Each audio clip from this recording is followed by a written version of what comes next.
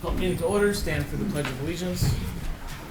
Pledge allegiance to the flag of the United States of America and to the republic for which it stands, one nation, under God, indivisible, with liberty and justice for all.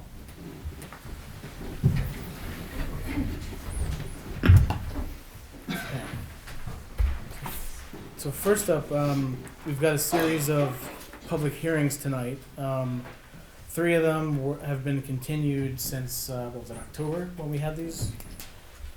And we have a new one as well. But first up, we have the continuation of the public hearing on property maintenance violation for 11 Hidden Glen. Is there anyone here to talk about the property maintenance violation for 11 Hidden Glen?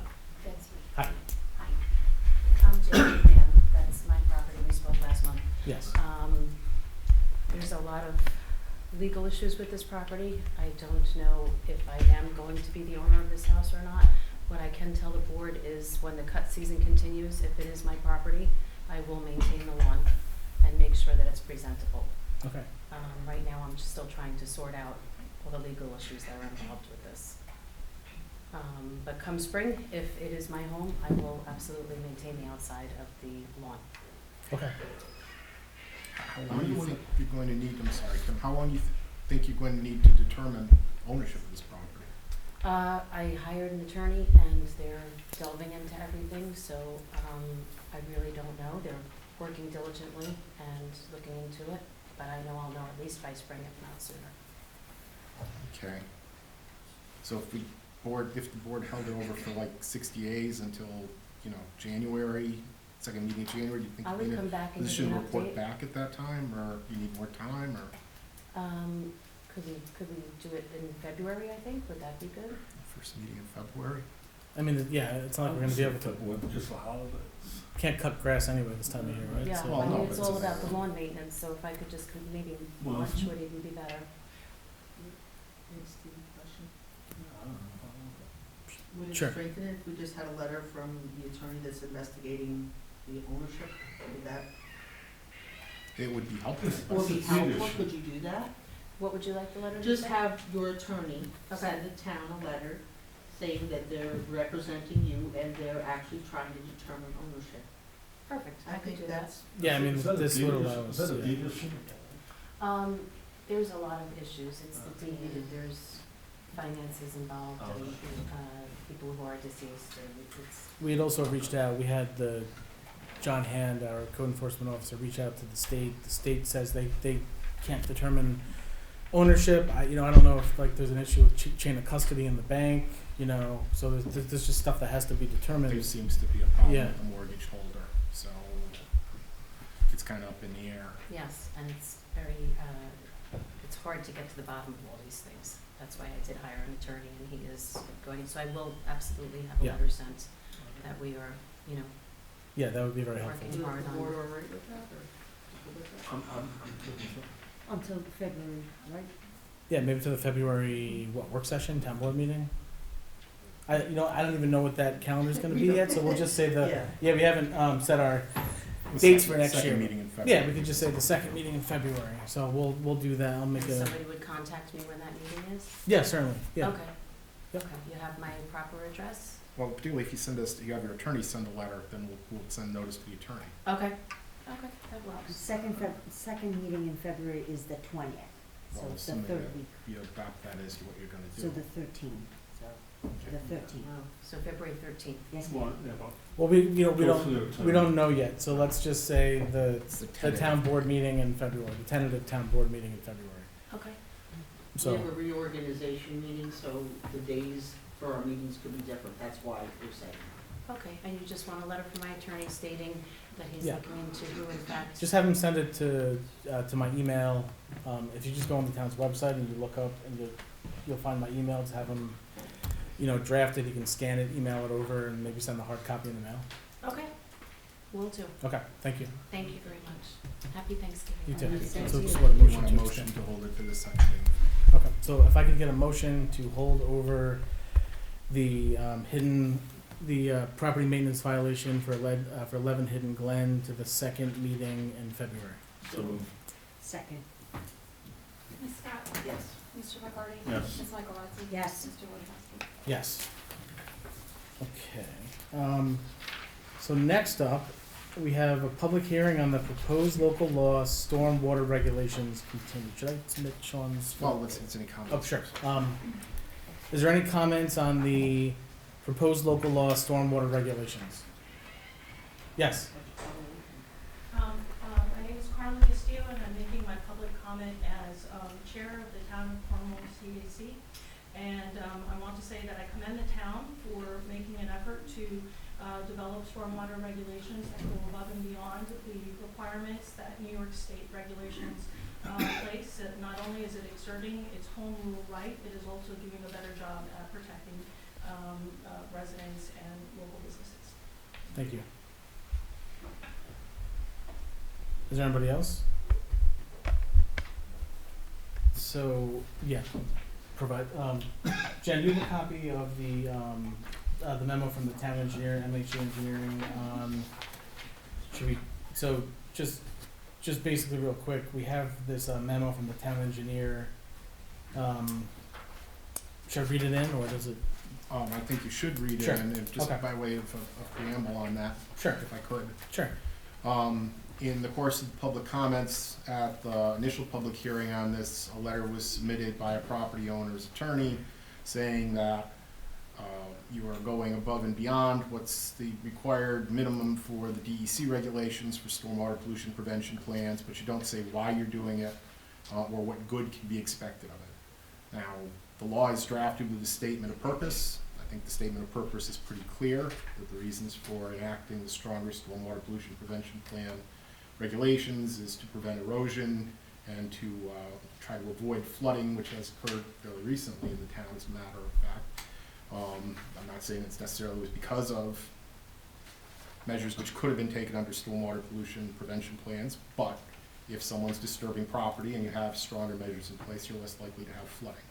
Nevertheless, I'm an attorney and drafting the law, you might want somebody who's a little bit more authoritative on the subject, and so we turned to the town's engineers, and we said, could you give us a more direct statement as to the public benefit which will be derived from imposing these stronger stormwater pollution prevention plan measures?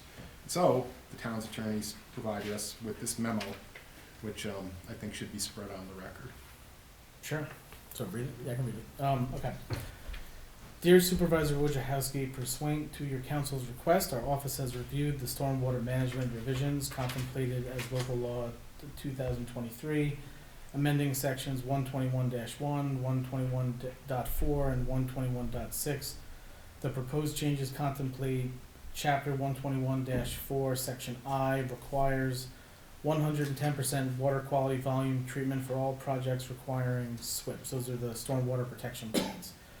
Proposed Chapter 121-4J requires design of conveyance of and stormwater management facilities to accommodate 100-year 12-hour storm event with a minimum of 1 foot of freeboard within stormwater facilities.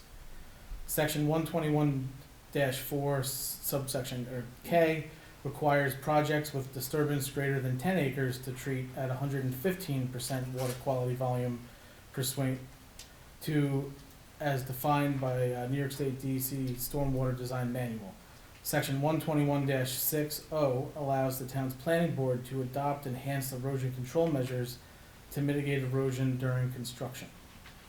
And I believe we're gonna let them come back to us with this is on the planning board adopting enhanced erosion. That's what the local law does. It enables the planning board to come back with enhanced erosion control measures. It has that authorization provision. One of the things it does. Yeah. The New York State DEC within their MS4 permit requires individual MS4s to adopt at a minimum the model law as drafted by the New York State Department DEC.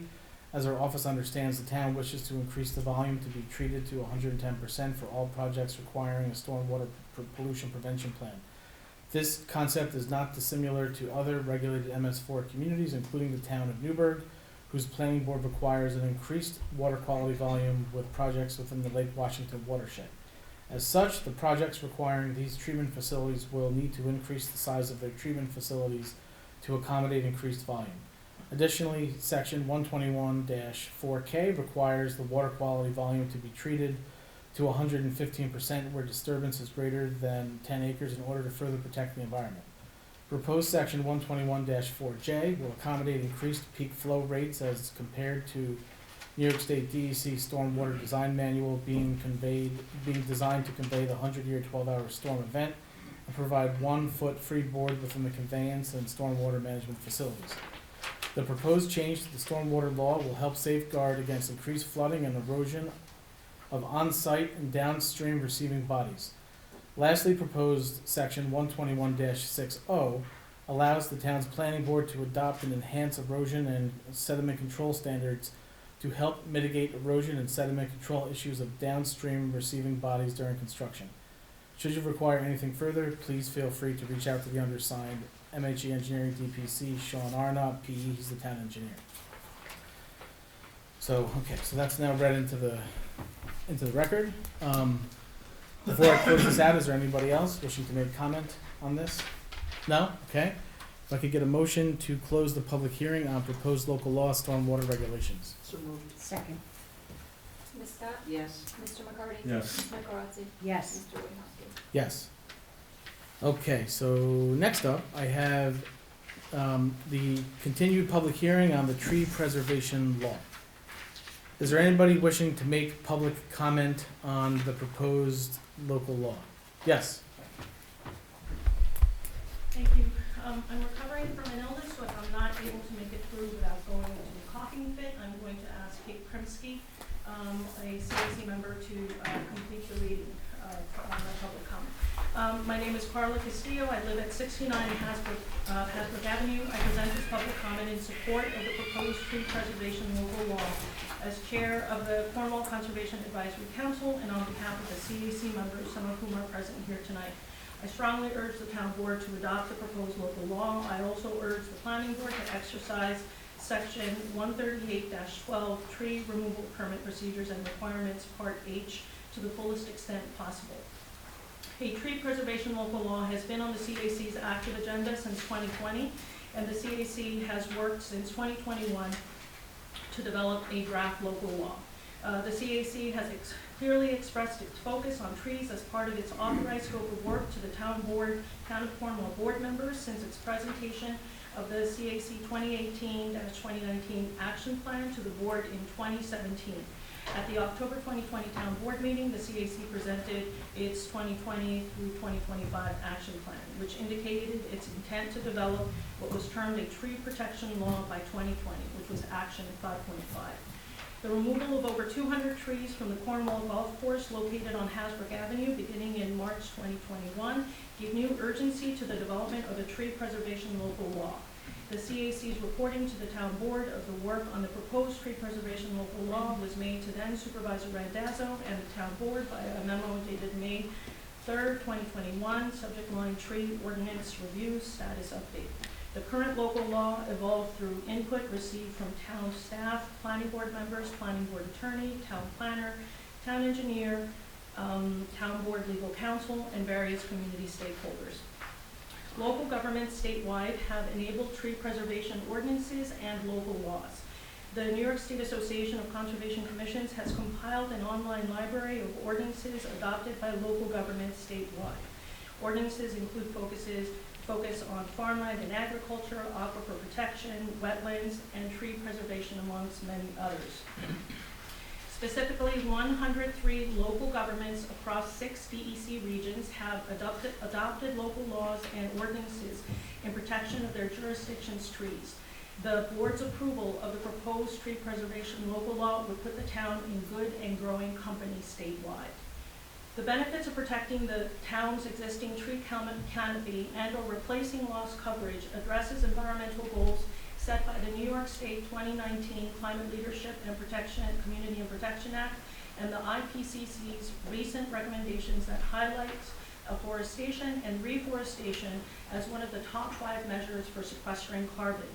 Additionally, studies conducted as part of Orange and Rockland's development of its climate change vulnerability study and resiliency plan update noted that the number of days over 95 degrees Fahrenheit are expected to increase in Orange County specifically to over 7 days by the 2050s and over 14 days by the 2080s.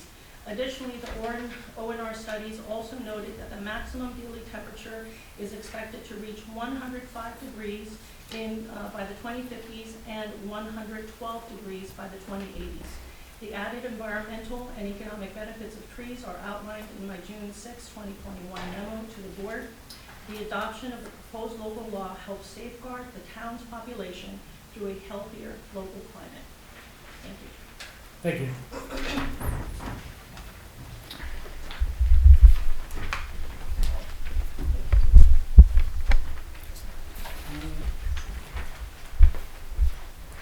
Is there anybody else that wishes to speak on the tree? Yes.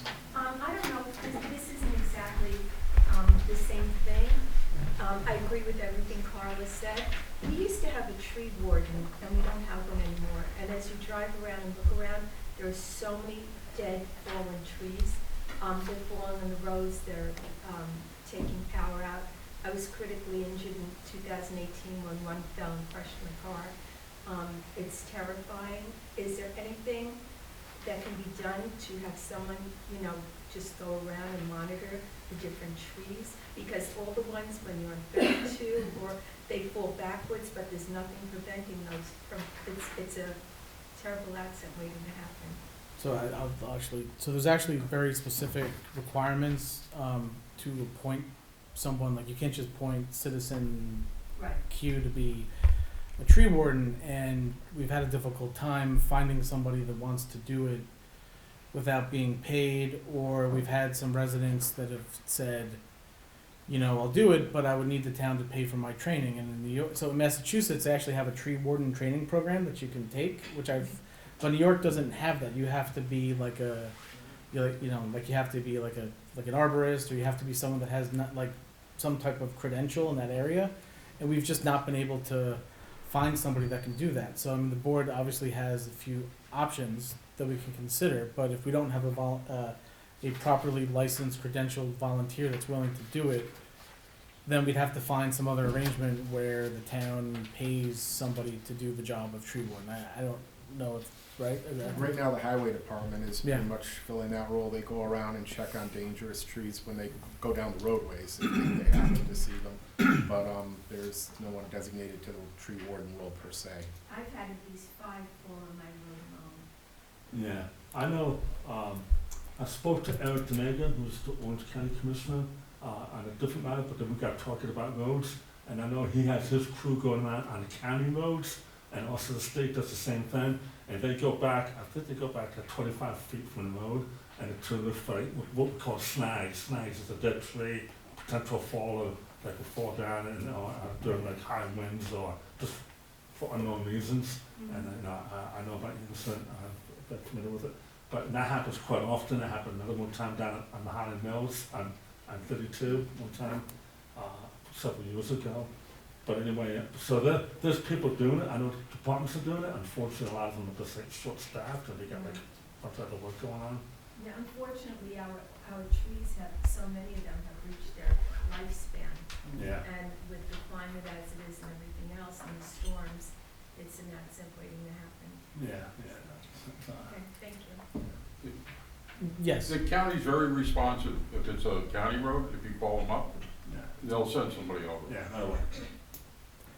Yeah, the problem is that oftentimes you can't tell which tree is gonna fall. It's, they can be rotted at the base and look perfectly normal. So, And then they just fall. If you just look right and left wherever you drive, there's so many trees that are down. And this is certainly something if the board, wants to look at in 2024, if we can't, because look, we've been, we're always on the hunt for a tree warden, but if we can't find one, we just have not been successful. So either we're gonna have to decide, okay, we're gonna find somebody that has an interest, and we're gonna pay for them to get trained in return for a certain number of years of with maybe some type of arrangement, or we're gonna have to, if the board wants to, have on retainer an arborist that is available to make certain determinations. But we've just, but that costs money. So But they're not around Well, either. well, and so the other thing, when we were looking through there is a dearth of trained arborists that are available in Orange County. We found that there's just not that many. And so,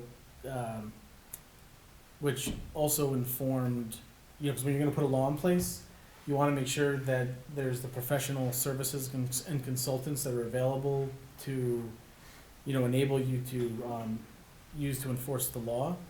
And that was one of the things we looked into was, is there an availability of, enough professionals to be able to handle this? So, but Does our engineering firm,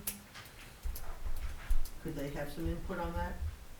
Well- I'm just saying, like, would they be able to help I mean, I know it's something that we're all dealing with, I bet, across the county, but it's just a thought. I don't We believe also they, have somebody from highway department get trained, Yeah. because they have the That's a good equipment, That's a good one. they have the So, chippers and well, all yeah, that, that's actually so- not a bad idea. So maybe that's something to see if I wish we were in Massachusetts, they have a tree warden training program. But, all right, so I guess just back to the, thanks for bringing that up though. Thank you. So I guess just a couple more things we wanna get into the record here. So we've also got, the planning board attorney. This was sent off to the planning board for review and for comment.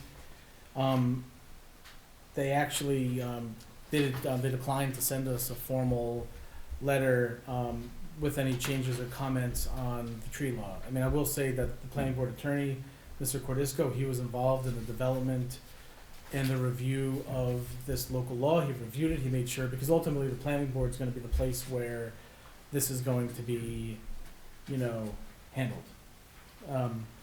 So there's nothing from the planning board on that. They didn't have any comments or issues with, and it's actually in the minutes from the November 6th, meeting, if you go to page 2. Should I read that in, or does it? No, it's enough that you noted it. Okay, and then we also have, we also need to note, we received today, another, letter from the law office of Charles T. Bazidlo, is that how you pronounce it? He's representing, Biagini Woods, right? And, All oh, sorry, are, yeah, isn't that it? All are, yeah. all mine. All mine. Oh, sorry, all mine, yes, my bad. It is, yes, correct, okay. So he has sent in another letter, should I read it, or? No, just No? note that it Okay. came in, if I Okay. could, Josh. Yes. So, we received a letter from Mr. Bazidlo at the public hearing, initial public hearing on the tree law, and he had certain objections, one of which pertained to SEQA review. The board has, had prepared for revised SEQA documents, more fully analyzing potential environmental impacts, although one would think that from the tree law, there will only be salutary environmental impacts. And now today we received another letter from Mr. Bizidlo saying that the tree law constitutes an unconstitutional taking and that it needs to be modified because it is not roughly proportionate with the benefit to be gained from it. My recommendation to the board, although I disagree with Mr. Bizidlo's opinion, is to allow me to prepare a memo which we'll read into the record, hold the public hearing open for one more time. I know it's been a while now. And then unless anything else comes to the board's attention, you'll be in a position to close the public hearing and act on the local law. But I wouldn't recommend closing it tonight until we address this latest document. Is there any questions? No, I agree. Okay. Yeah, Okay. Is there any further public comment before we make a motion to keep the public hearing open? Sure, yes, Sorry, I have a question on that. yes. So if the public hearing is held open until the next board meeting, which is in December, right?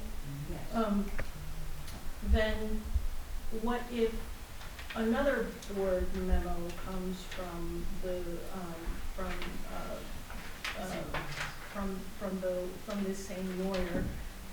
Is it possible to comment, to close the public hearing and respond, or does it have to be held open? I'm just worried about a continuation of memos. I think we responded to this one, yeah, right, Steve? Yeah.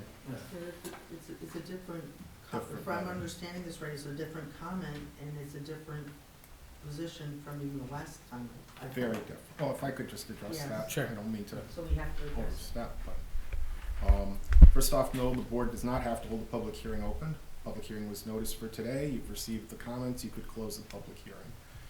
I could then respond and the board could then act on that. However, I'm more comfortable with a local law being acted upon by evidence put in at the record made at the public hearing than I am with materials submitted afterward, particularly where someone's making a constitutional argument. So if another letter is received and if it's really substantive and the type of thing that would warrant continued public hearing, then the board might continue it the next time. But if it's just a repeat of what was said before, something that really isn't consequential, then I see no problem with closing it next time, even if another letter is received. But this one is several pages, and, well, 2 pages anyway, and really should be responded to. So is that what the board wants to do, continue it until the December work session or town board meeting? Which one can we do? You can do either, it's up to you. Work session? Work The session. first one? Yeah, we should probably go to the work session, yeah, okay, Let's take care of that. okay. So then, yes, No, is that good? No, yeah, it's good, I think that we have to do our due diligence to protect the town's interest and also to make sure that we address what's being said. okay.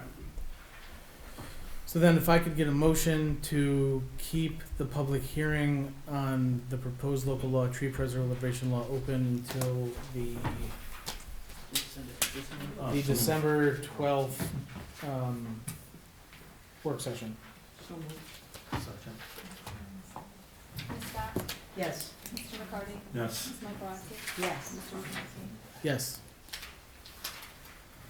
Okay, so next up, we have the public hearing on proposed local law code amendment for enforcement of fire prevention and building code and the state energy conservation construction code. So these are model code provisions that we need to get into place in order for our code enforcement officer to be able to essentially do his job more effectively and so.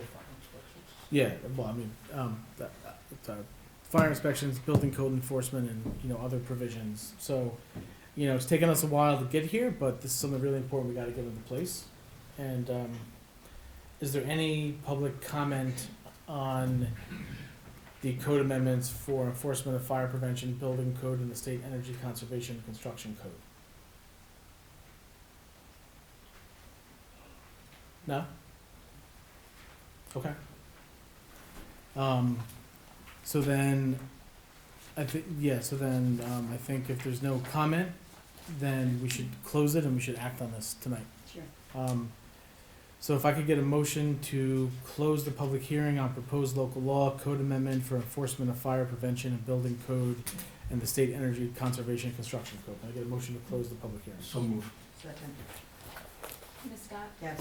Mr. McCarty? Yes. Ms. Michaelozzi? Yes. Mr. Wojciechowski? Yes. Next up, we have, just get the minutes. Next up, we have approval of minutes for the October 10th, 2023 work session and special meeting, the October 12th, 2023 special meeting, and the October 17th, 2023 regular meeting. Can I get a motion to approve the minutes? So moved. Second. Ms. Scott? Yes. Mr. McCarty? Yes. Ms. Michaelozzi? Yes. Mr. Wojciechowski? Yes. Okay. Next up, okay, so public comment. Is there any public comment on agenda items? Yes. Nancy Ryan, Quaker Avenue, Cornwall. I just wanna, express a concern, and not about the board, but about the fact that, the letters that were received by the attorney, for All Mine of Orange, Inc., LLC, formerly known as Via Woods.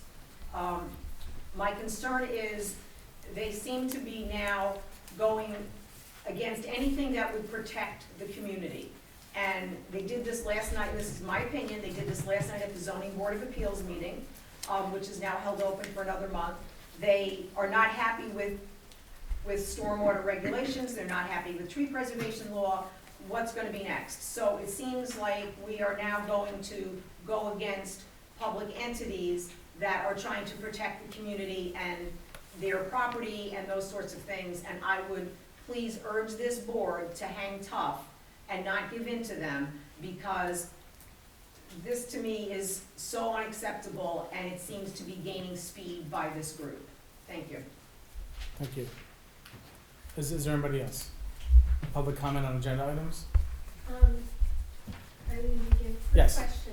When you say agenda items going all the way down to number 15? Yes. Oh, okay. Number 8, could you tell me what that is, please? Sure, okay, so that is 331 Main Street is Canterbury, Brook Inn.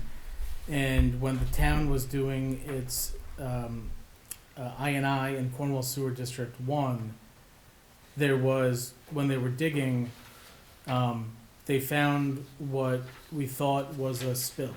And in New York State, whenever you suspect a spill, you have to stop immediately, you have to call and you have to report it to the DEC, which we did, and then they have to come out and they have to look at it. We've got to do testing, and it basically stopped, it essentially stopped work. And this kind of is like similar to what happened on 317 Main Street, the same, the same I&I project. And so what ended up happening with this was a false alarm. It ended up not being a spill, but you still have to go, by law, through the whole process. And so because we had to stop work and we had to dig out we had to have our contractor, Whispering Pines, they had to dig out all of the spoils, that were in the hole, and we had to do testing, and there was extra work, and it incurred an extra cost that was not built into Whispering Pines' contract. And so because it wasn't a spill, and we had them incur those costs, we have to do a change order because that wasn't accounted for in the original contract. And so this is not the hotel property, this is Canterbury Brook Inn, and this is a valid, change order, but that's what this relates to. So who was Whispering Pines? They're the town's contractor that's been working in the town for, they've been doing trenching and laying pipe, and essentially the town has a major I&I project which is designed to keep sewage from getting out and stormwater from getting in, and we've been doing it all over. You've probably seen it all over town. It's like a huge $7-8 million project, and so they're a contractor that has been. I think they've got about 70% of that project. The other is Arnold, which has been doing some of the other work on the project, but this is just a change order related to that. Okay, thank you. Yeah. Is there anybody else? No, okay. So, let me just get back to this. Okay. So, first up, we have a resolution showing, for SECRA, showing a negative declaration for the proposed local law stormwater regulations. Whereas the town board of the town of Cornwall has before a proposed local law entitled the local law amending sections 121-1, 121-4, and 121-6 of chapter 121 entitled Stormwater Management of the town of Cornwall Town Code to revise the performance standards for stormwater pollution prevention plans. And whereas the proposed local law is an action subject to SECRA, and whereas the town board as lead agency has caused to be prepared an environmental assessment form EAF parts 1, 2, and 3.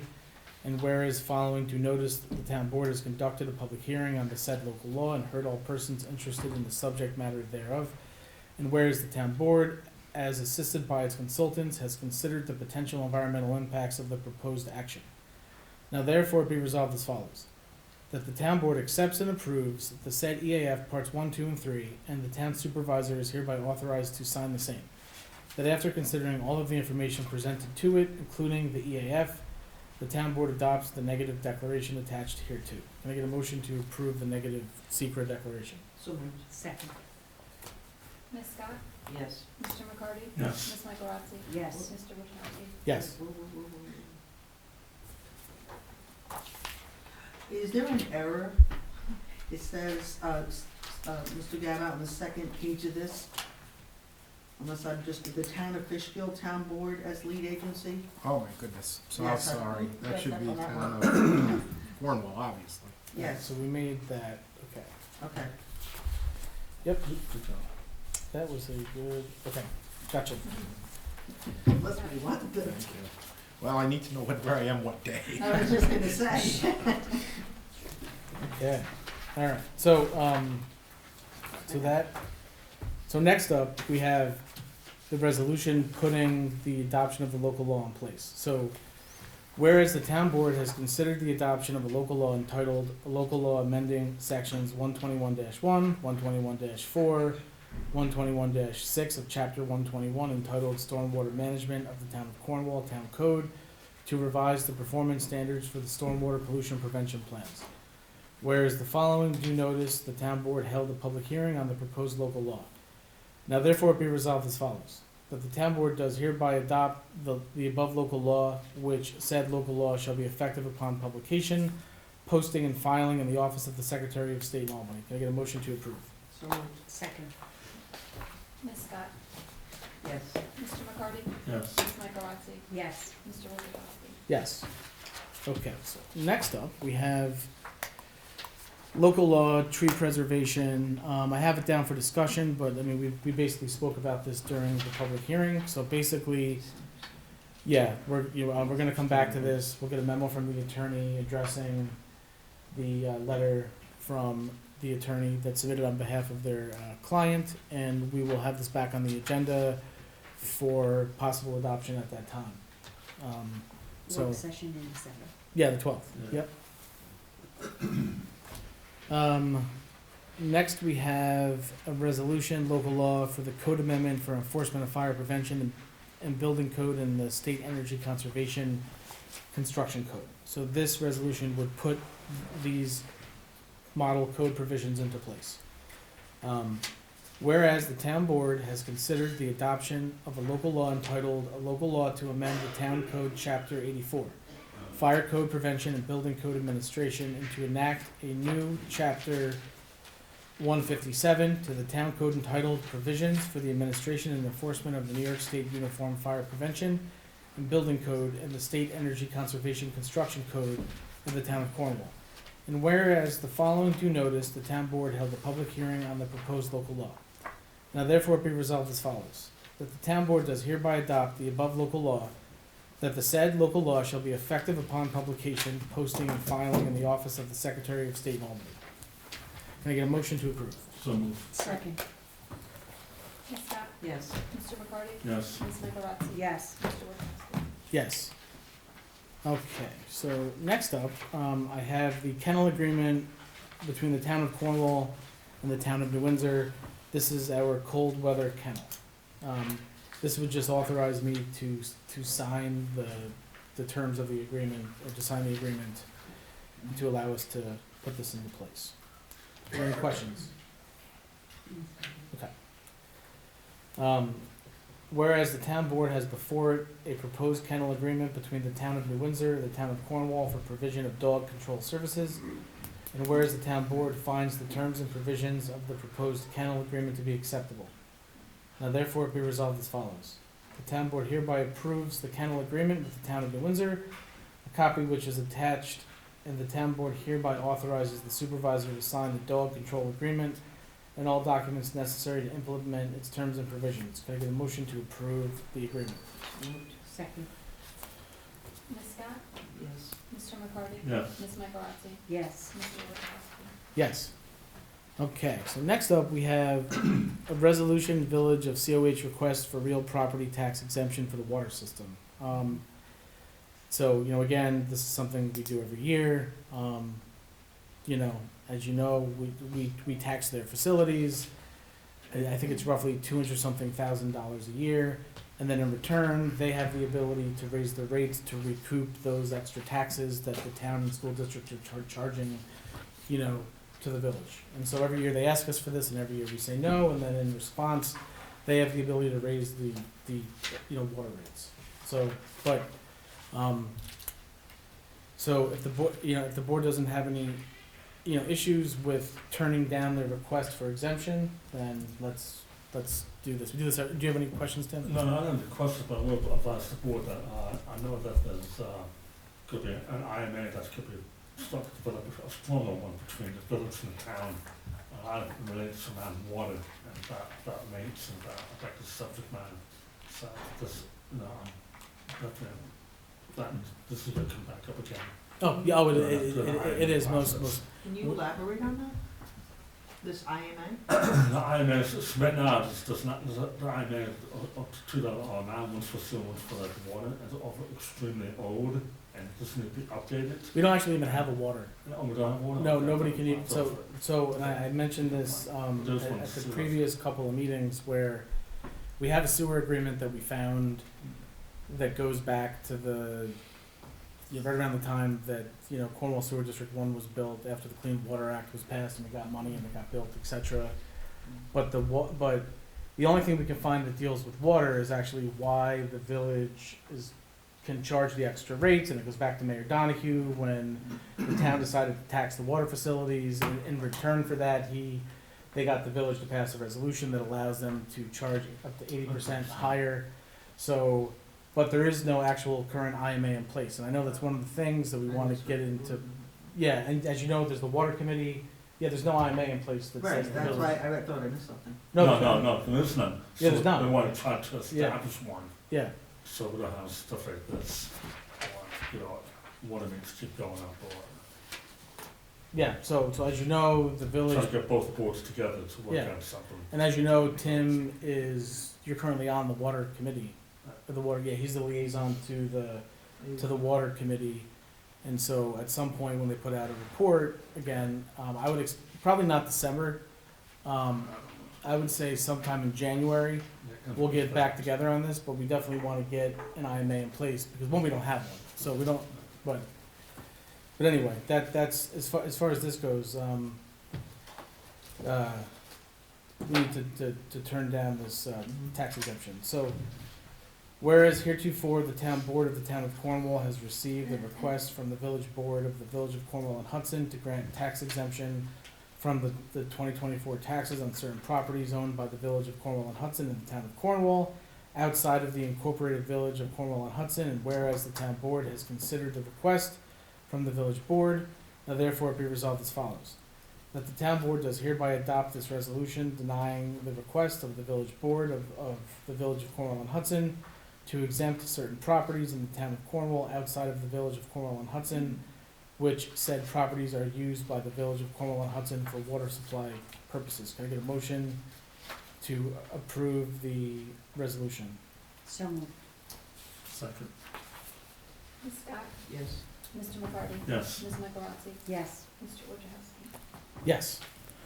Okay, so next up, and this is just real brief, this is the last time we discussed the temporary bridge solution.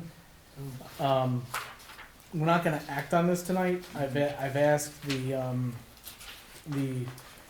town's engineering firm to basically look at, there's a couple options, right? There's like the 2-lane option, and then there's a single lane option. I've asked them to also give me the single lane option, but then that requires traffic control, like traffic lights on either side.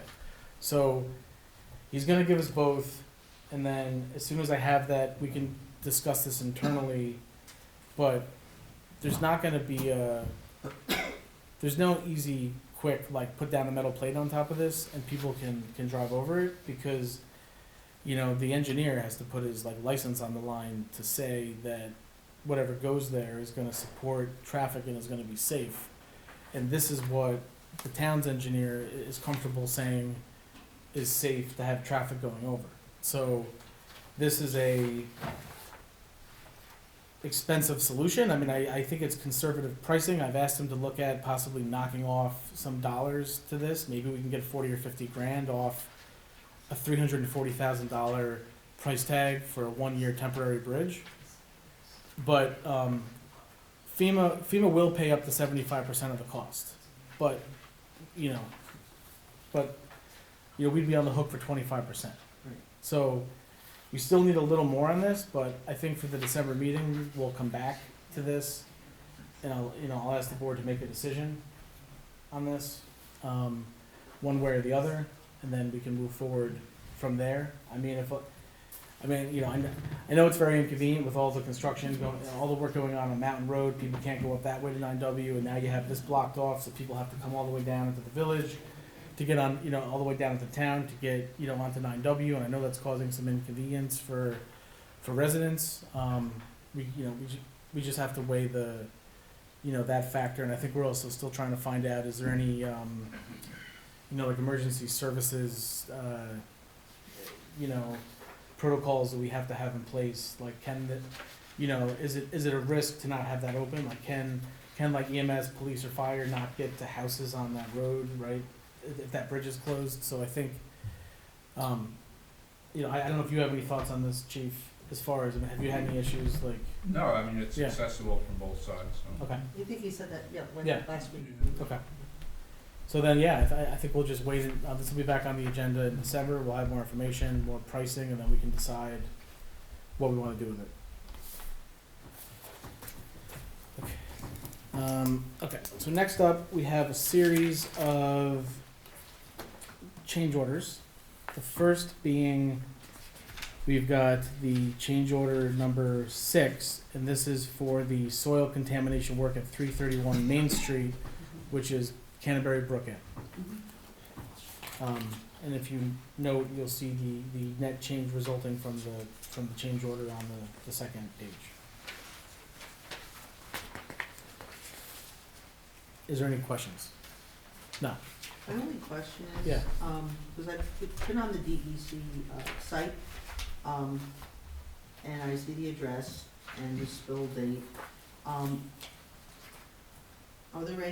Is there any kind of testing, records, results, or do I have to foil it from the DEC?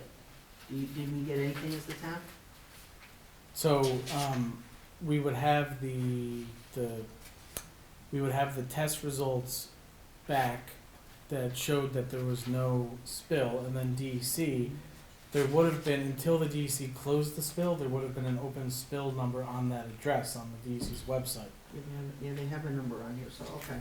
So it's still active? No. I'm just saying, they have a spill number, but again, this is all it has so far, so I happen to, I don't know, usually they have the reports and everything. I think you have to foil it.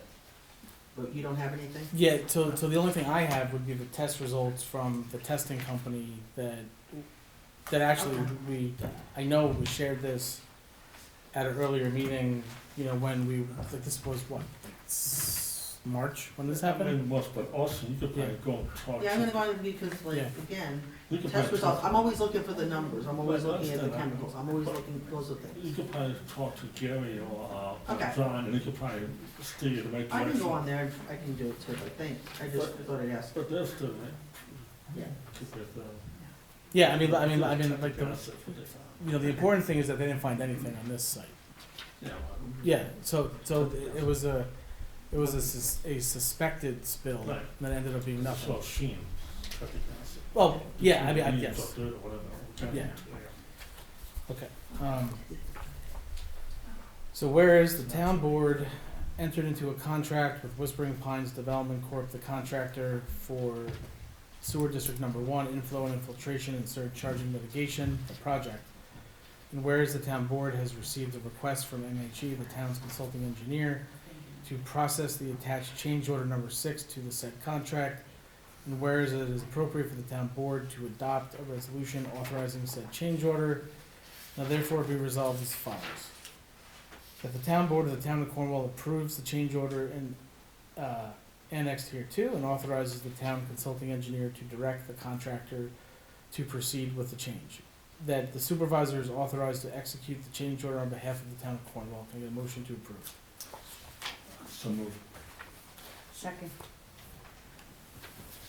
Ms. Scott? Alright, so this is just about, it's not really about the testing, it's about like covering it back up and, So am I correct? this is not anything to do Complaints. with the testing company Gotcha. or disposal. This is simply just the work Whispering Pines did as Or the part of their cold patch. contract. Alright, I understand. Yep. And Yes, they put them on hold too, so when it's standing on doing nothing, they still get paid for it. right, alright, yes. Mr. McCarty? Yes. Ms. Michaelozzi? Yes. And Mr. Wojciechowski? Yes. Okay, next up we have resolution change order number 8, sewer district number 1. This is the service on Miller Avenue. So this, as you can see on page 2, we have the net change resulting from the change order. And as you can see, this has to do with installing a copper service line at the intersection of Miller and Perry Avenue. Whereas the town board entered into a contract with Whispering Pines Development Corp., the contractor for Sewer District 1, inflow and infiltration and surcharging mitigation, the project, and whereas the town board has received a request from MHE, the town's consulting engineer, to process the attached change order number 8 to the said contract, and whereas it is appropriate for the town board to adopt the resolution authorizing said change order. Now therefore be resolved as follows. That the town board of the town of Cornwall approves the change order annexed here too and authorizes the town's consulting engineer to direct the contractor to proceed with the change, that the supervisor is authorized to execute the change order on behalf of the town of Cornwall. Can I get a motion to approve? Change order number 8. So moved. Second. Ms. Scott? Yes. Mr. McCarty? Yes. Ms. Michaelozzi? Yes. Mr. Wojciechowski? Yes. Okay, so next up we have change order number 9, and this is replacement on Secor Lane. So this was, they were instructed to replace 6-inch main and distribution type structure within Secor Lane with 8-inch main and proper manhole structures to meet 10 states standards requirements. Resulting in a change order, you can see the amount there, $45,000.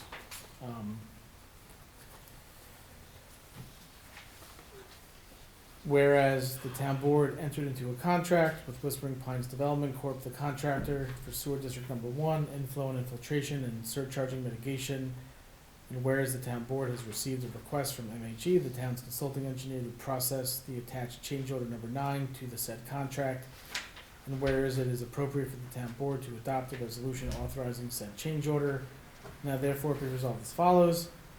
That the town board of the town of Cornwall approves the change order annexed here too and authorizes the town's consulting engineer to direct the contractor to proceed with the change. 2, that the supervisor is authorized to execute the change order on behalf of the town of Cornwall. Can I get a motion to approve? So moved. Second. Ms. Scott? Yes. Mr. McCarty? Yes. Ms. Michaelozzi? Yes. Mr. Wojciechowski? Yes. Okay, so next up I have a resolution for field order number 17, sewer district number 1, manhole behind Canterbury Brook Inn. So this would be, we've got Whispering Pines had to raise a manhole that was 3.5 feet underground to grade behind Canterbury Brook Inn. This is billed to contract allowance in the amount of $2,583.51. Is there any questions? Okay. Whereas the town board entered into a contract with Whispering Pines Development Corp., the contractor for sewer district number 1, inflow and infiltration and surcharging mitigation, the project, and whereas the town board has received a request from MHE, the town's consulting engineer, to process the attached change order number 17 to the said contract, and whereas it is appropriate for the town board to adopt the resolution authorizing said change order. Now therefore be resolved as follows. That the town board of the town of Cornwall approves the change order annexed here too, and authorizes the town's consulting engineer to direct the contractor to proceed with change. That the supervisor is authorized to execute the change order on behalf of the town of Cornwall. Can I get a motion to approve? Second. Ms. Scott? Yes. Mr. McCarty? Yes. Ms. Michaelozzi? Yes. Mr. Wojciechowski? Yes. Okay, next up, we have a resolution. This is for geotech and survey proposals that are needed in order for us to proceed with, coming up with, design and engineering costs and to help facilitate us getting reimbursed by FEMA for these different items. So we looked at this last week, and MNTN Engineering and Land Surveying and Kevin L. Patton Geotechnical Surveying, they were the best proposals. They were also the ones that were recommended by the town's engineering consultant. So if there's no objections, I would ask that, if you don't remember the cost, if you go to, MNTN, let's see, where is this? Page 1, 2, it's on page 3, so if we look at the survey for the damaged culvert on the boulevard, that would be $4,800. We've got a survey for the damaged roadside embankment on Broadway, $2,100, and damaged roadside embankment along Continental, $7,800. Those would be the costs for each of those surveys. These are reimbursable by FEMA, yes. Then we have Kevin L. Patton, PE, Geotechnical Services. He would be providing geotechnical, if you go to page 3 of his proposal, you will see the cost to provide for the same, and again, this is reimbursed by FEMA. Total cost, and this was the lowest of the 3 geotech proposals, this is $32,160 to provide the geotech services. If you look on the bottom of page 3 for Kevin L. Patton. Yeah, no, I see that, but wait a minute, on page 4, the other one we just did, right, MNTN? Well, there's 2 separate. So, Oh, alright. yeah, so we have to do regular surveys and then geotech, which is borings. Gotcha. Yeah, so that's actually 2 separate we have to do. Surveys on the ground, borings over Yeah, there. yes. So, I have a resolution that would, accept both of these proposals. So, is there any further questions? No? Okay. This is the September one, what was that? I'm trying to remember. 36. Yeah, I mean, we have the 2 lowest. Okay, no, I'm just, Oh, sure. I'm just Yeah. refreshing my memory of how much tectonic was, okay.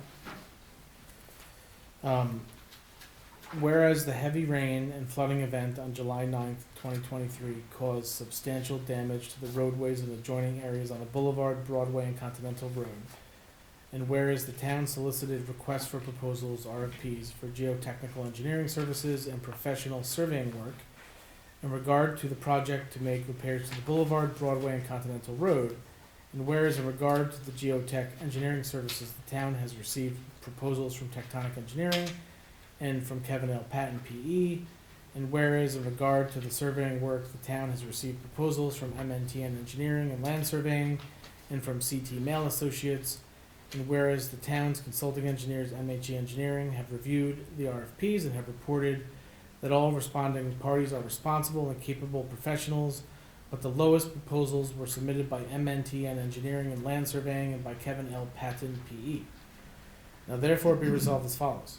That the town board of the town of Cornwall approves and accepts proposals submitted by MNTN Engineering and Land Surveying and by Kevin L. Patton, PE. And that 2, the supervisor is authorized to execute the said proposals of all documents necessary for the same on behalf of the town of Cornwall. Can I get a motion to approve? Second. Ms. Scott? Yes. Mr. McCarty? Yes. Ms. Michaelozzi? Yes. Mr. Wojciechowski? Yes. Okay, next up we have a resolution for the Festival of Hanukkah for the menorah. We do this every year. We have received a request from Rabbi Shri Braninsky of the Shabbat of Eastern Orange County to place a 6-foot by 8-inch menorah on Town Hall grounds for the Festival of Hanukkah for a lighting ceremony on Thursday, December 7th, 2023 at 7 p.m. Whereas the town board has considered the request by Rabbi Shri Braninsky, and now therefore be resolved as follows. That the town board hereby requests, or grants the request by Rabbi Shri Braninsky of the Shabbat of Eastern Orange County to place a 6-foot by 8-inch menorah. It's 6 foot by 8 foot. Oh, sorry, 6. 8 inch would be awful. No, to place a 6-foot by 8-foot menorah on town hall grounds, the specific location to be approved by the town supervisor or the superintendent of buildings and grounds, a period of time between December 7th, 2023 and December 14th, 2023, subject to the following. A statement of the date the display will be erected and the date it will be removed, an executed hold harmless agreement waiver, proof that Shabbat of Eastern Orange County has liability insurance covering its activities in erecting the proposed display and naming the town of Cornwall as an additional insured. Can I get a motion to approve? So moved. Second. Ms. Scott? Yes. Mr. McCarty? Yes. Mr. Valenti? Yes. Mr. Wojciechowski? Yes. Okay. So next up, we have West Point Concert Senior Trip Bus Quote. So I have a quote from Ms. Scott. The Senior Advisory Committee, they have decided to go back to West Point for a show, correct? And It's actually West Point Band yes. does this for the entire community, yes. No, of course. And so originally, if it was going to be under a certain number of passengers, Right. that would require a different bus, but it's actually over, so now it's going to require the 49 passenger. Yes, the seniors went, they went crazy. They were contacting each other and, they were Sure. very eager to sign up and, they were actually gathered and they were signing up and collecting money and, yeah. Okay. So, I think this would be really good for the seniors and, How many do you have signed up on it? I had as of today, I have to go back and check, 24, but I have to check to see what's over, in the recreation department, because when I sent, a document over to, the director, recreation director, Laura Kirby, she couldn't pull up the document to print it out, so on Friday I worked out the glitch with her, and, so I'll find out tomorrow how many. So is this the fancy buses? One with the bathroom, yes. I see. The trip from Cornwall to West Point is less than 20 minutes. Why do we need a fancy bus? It's a fancy bus, Yeah. it's the only transportation they have to go Well, down there. Do you The want- school buses are less than half price for this, 20 minutes ride each way. If you want me to redo a school bus, I will. You think that's, I mean, you're a school teacher as well. I know, but these are seniors and they do have needs for bathrooms. And they're also gonna need storage for if they have walkers and things like that. So Right. that's definitely the under storage for them. I get that, but this is almost $1,300 for one day. Right, and they For also had this in transportation. their budget and this was something that they wanted to do. Okay, well, just Oh, no, I try agree to with you. This look was in for their budget. the less expensive alternative, which is $360 each trip rather than, and this is without tipping the bus driver, according to the notes. Well, yeah. So who's tipping the bus driver? So, We'll take up a collection and, I will help in that. So But again, so yes. this came up last minute, the planning? for the- Last week. I have records of emails that I sent, so, unfortunately, No, this is definitely a great cause. I think it's an and opportunity for them, nice. and since COVID, they haven't been able to do this, and this was one of the goals of the advisory committee, is really for mental health, and to gather and to enjoy each other's company. Again, I wanna emphasize on 20 minutes ride to West Point, we could have. Well, it's gonna be more than that, because it's to get them down there, absolutely. We're also going to, the ride back, we're gonna hopefully have some time, because I hear there's a competition just to get into Eisenhower Hall, so we are going a little bit early, so that will give them an opportunity to perhaps enjoy the West Point, the military museum, so there's going to be more to this. Well, maybe next time we'll try the regular buses and. okay, so I just felt for their seniors, and we have the grant money, I think it's important. yeah, so let me just, How much extra is this gonna be? so let me I'll donate it, okay? I'll So- donate it. I already I'll make a personal donation so the seniors don't have to bring buckets on the bus. You gotta be kidding me. so I'll make a personal donation. Already, so, thank you. Let me know how much. it okay, is. so let's just keep public comment to the That is time my that it's I know, appropriate yeah. to have public comment. I appreciate you making that offer. So, just real quick, so I asked, because this was, because, you know, we didn't have all of, this kinda came up last minute. I asked Pam said I think there's like $680 left in the Mhm. senior advisory committee. We do have the $5,000 from the county for senior and youth services, so it would really only be like $700 of that amount of money. So Right. I don't particularly have an issue using the county's money to do that. Right, and I think that was. So I think that's, so I didn't even get a chance to get there, but, so we do, so that's really a question for the board, so I think if we're gonna do this, we should at least approve the town incurring this expenditure, and then if our generous member of Cornwall wishes to, but I don't wanna like, I wanna at least approve it, right? So then, this way, and then upon receipt, if you end up making a donation, then we'll have that, and then we won't have I don't want to. the You don't need seniors. to make a donation. Sure. But When we have the money in the budget, yes. we have it out of a grant from the county that we got for senior stuff. So it would be $700 out of that $5,000 to make it I work. agree with Yeah. Councilman Scott, Yeah. Councilman Scott, Yeah. is that seniors have different needs than the high school, Than my college high kids. school kids that You can know, operate I at agree with that, walkers, canes, bathroom issues, or there's 20 ministries, Yeah, the thought of telling them, I'm go to not the kidding bathroom, you, hurry up Lauren. before, yeah. I didn't say I'm against it, I Oh, just no, no, said I know what you're there are saying. other options and, No, other In all honesty, I did No- think of no that, one it really gives came us. to what I felt their basic needs and their. So I know, I think why the councilwoman said that is that in the past, they used school buses. That was how they, yeah, Yes. yes, so when I town asked departments. Pam about that, and I asked others, that's how they did it in the past, so I think, but there's certainly no issue with upgrading, and especially if you end up getting stuck on the mountain, or something happens, or there's traffic. In fact, I think there was an example of a time when Yes. they had an issue when I guess they just implemented the new passes to get on the base, and they ended up like sitting in line for like 2 hours, and I think they missed the show and something happened, so, And they're working those details out yeah, for them.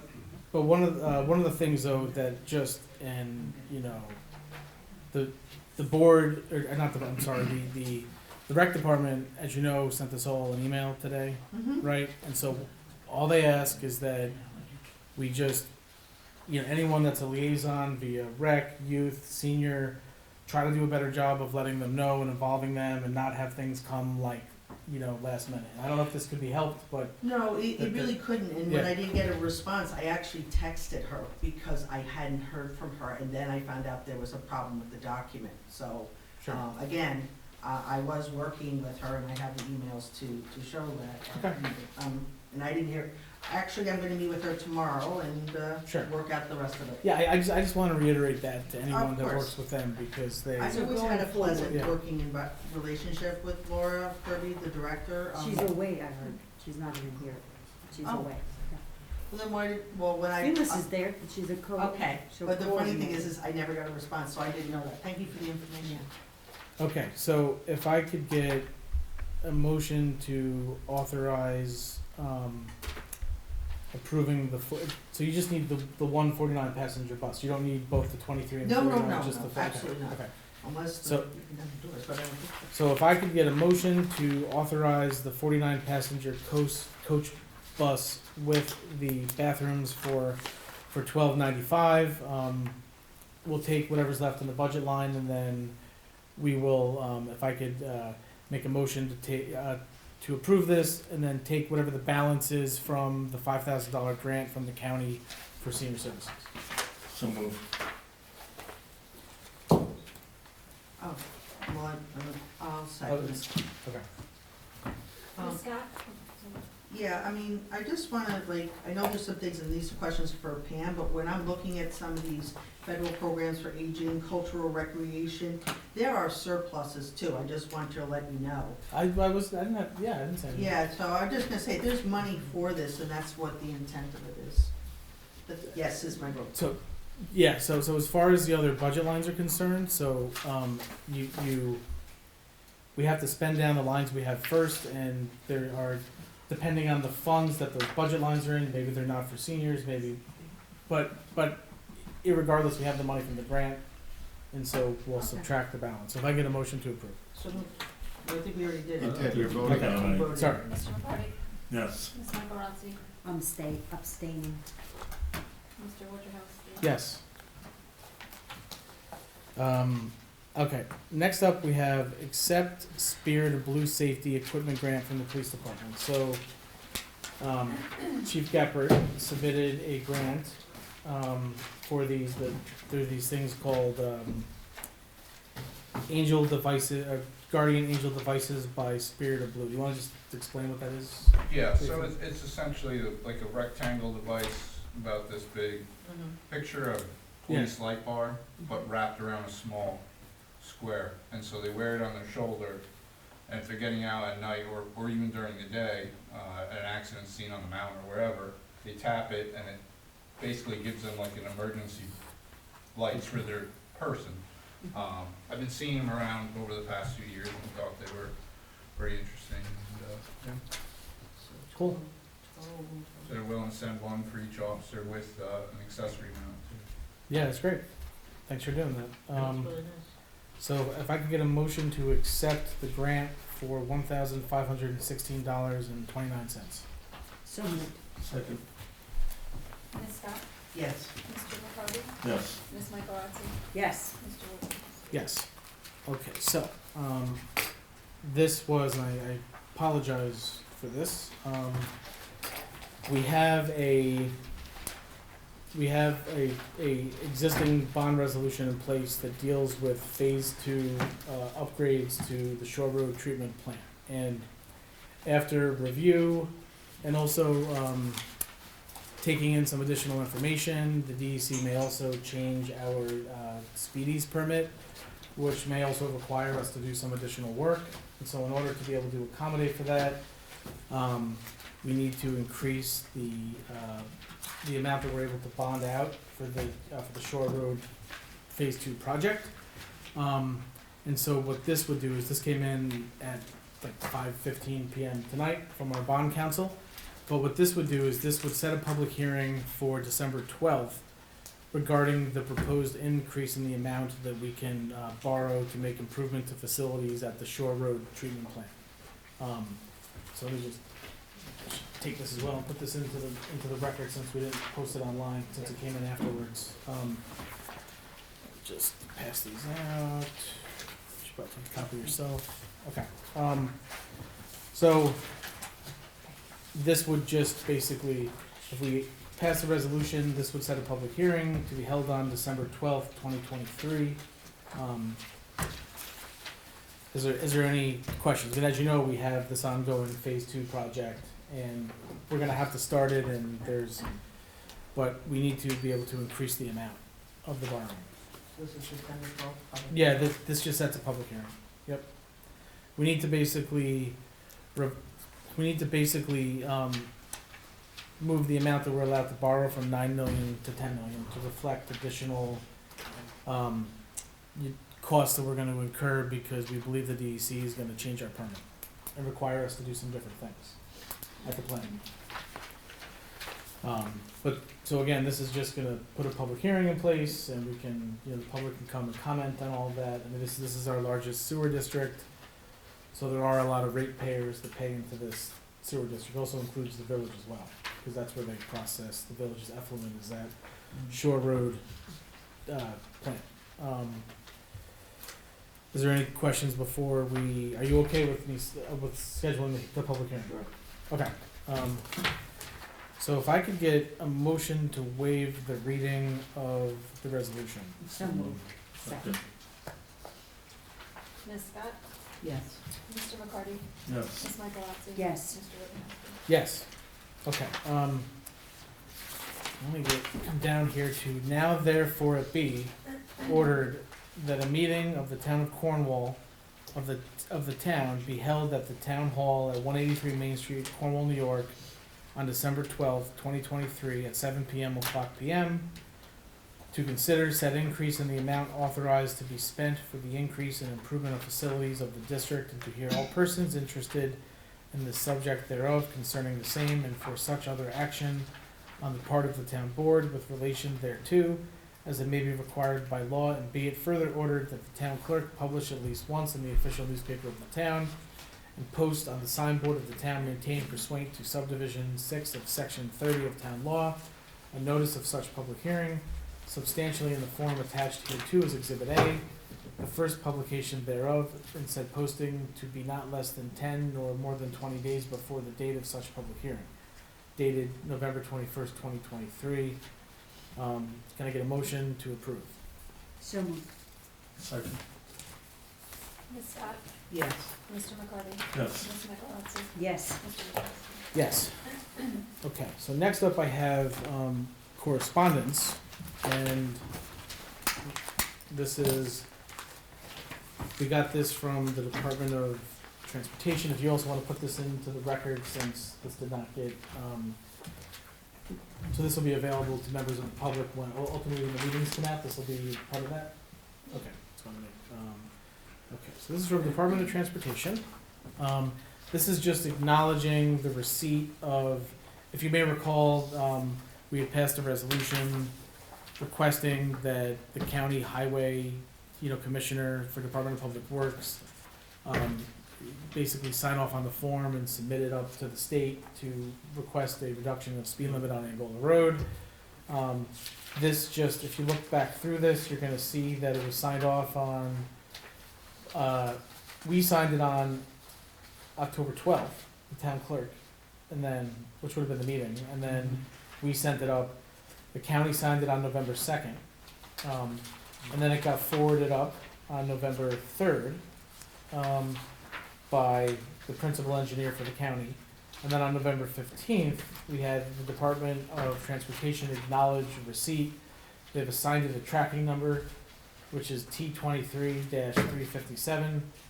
They're now going to be investigating this, and they will reach out if they have additional information, but it's now, we've now taken this as far as we can take it with this request for Angola Road. I really hope they agree to do a study, but this was the first step to that process happening. So it's now there. So you now have, and we'll make sure that we check on this and try to remember what happened after mail or how long that took. I would say it was like 3 months. I think it's roughly 90 days until they get back with a response. Certainly, if they're going to do a study, I have no idea how long it takes DOT to say they're going to do a study and then do it. So, but we're certainly going to be, in a couple of months we'll reach out and we'll ask them what's going on with it. And then I also have another item that all the board members have as well. We have a formal ethics complaint from, should I say who? Yeah, just to be clear though, Yeah. there's no such thing as a formal ethics Yeah, complaint but- yeah, unless the town board yeah. files it. What you have is a letter from All Mining complaining about the town in regard to certain individuals. It alleges ethics violations broadly, and my recommendation is for the board to refer it to my office. We'll take an initial investigation of it, we'll provide a report to you, and then as with any ethics violation, you can determine, or claim of ethics violations, you can determine if the board wants to undertake a further full investigation and disciplinary proceedings, or if you don't feel there's an ethics violation there.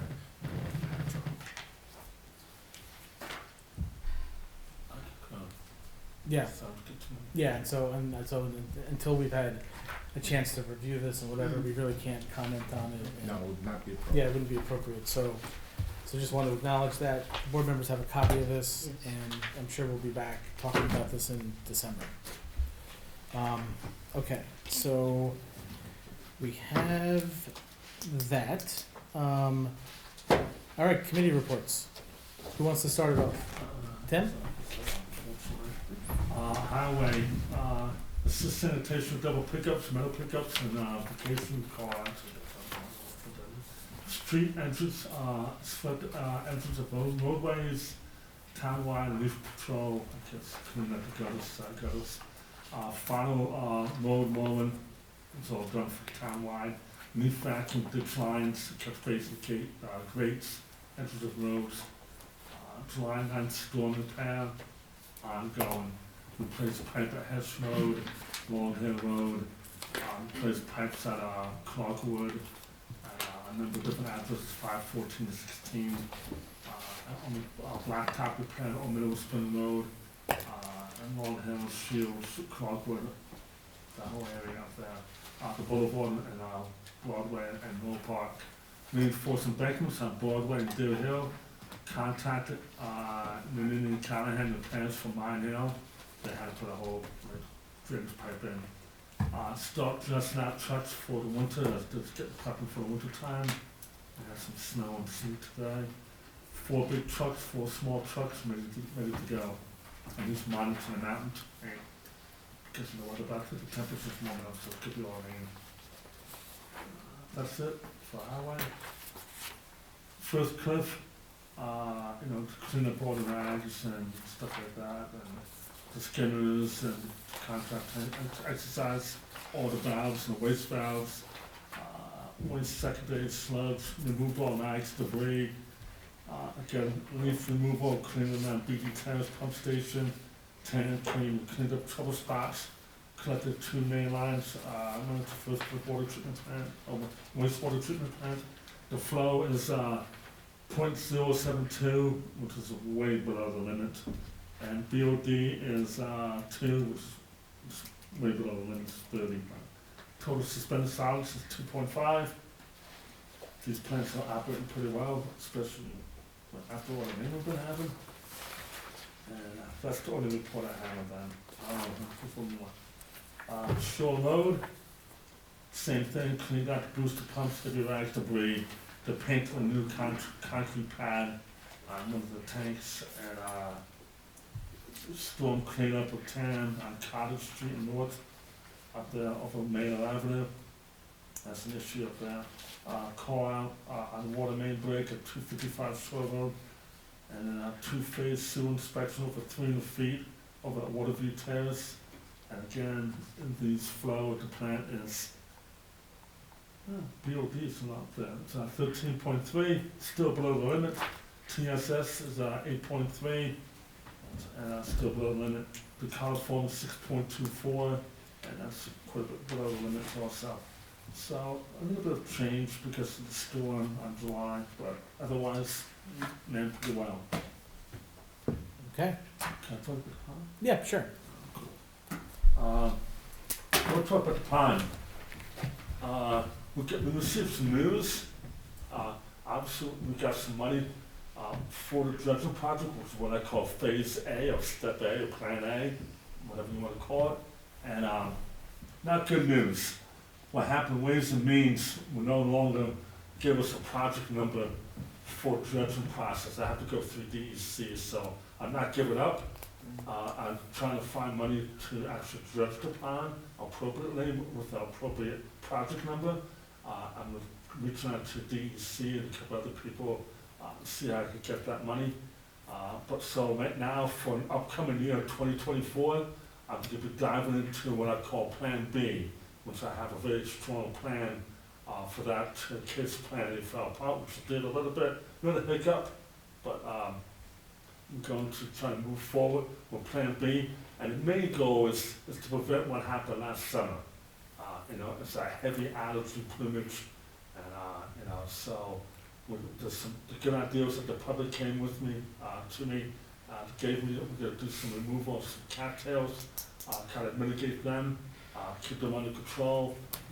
We're going to add some aerators, some oxygenators to add some oxygen to the water to help choke off the CO content in the water, so allergy to some plumage much, and some other items that we could be doing to that will be coming up as they come up, and start the process, and probably won't start sometime like in March once the ice melts, and if we have a cold winter. But probably March is when we're going to start everything up. We're going to be treating with barley. I want to stay away from chemicals to the best of my ability. I'm not a big chemical guy. I don't think it works. I think that causes contamination of some sorts. So getting this barley and some aeration, some oxidation, and cattail mitigation for that, and some other issues too coming down the road.